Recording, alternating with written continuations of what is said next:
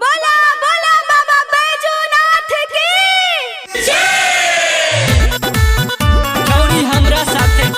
छौरी हमरा साथे छौरी हमरा साथे चले देव घर के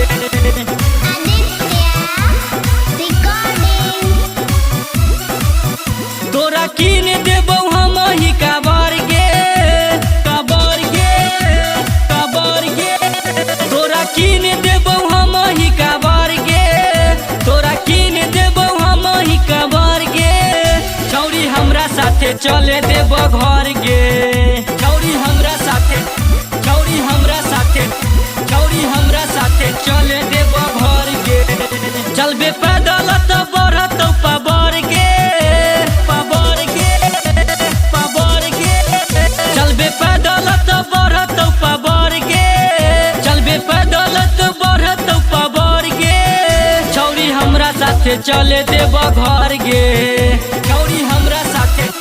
छौरी हमरा साथे छौरी हमरा साथे चले देब घर गे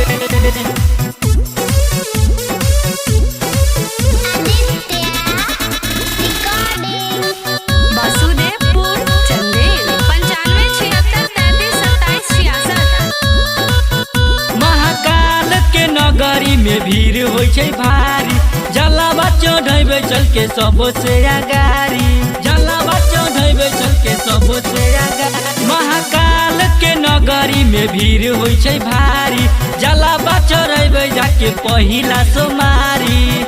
बाबा फेरी देतौ तोरो पे नजर गे नजर गे नजर गे बाबा फेरी देतौ तोरो पे नजर गे बाबा फेरी देतौ तोरो पे नजर गे छौरी हमरा संगे चल देब घर गे छौरी हमरा साथे छौरी हमरा साथे छौरी हमरा साथे चल देब घर गे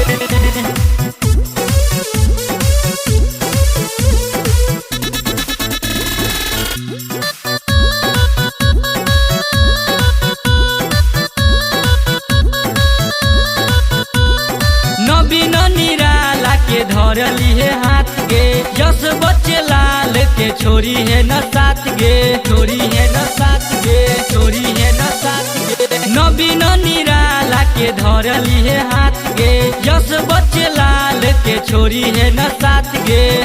राकेश फोन में पूछतो खबर गे खबर गे खबर गे राकेश फोन में पूछतो खबर गे राकेश फोन में पूछतो खबर गे छौरी हमरा साथे चल देब घर गे छौरी हमरा साथे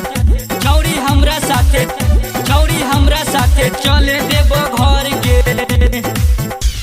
आदित्य रिकॉर्डिंग स्टूडियो वासुदेव।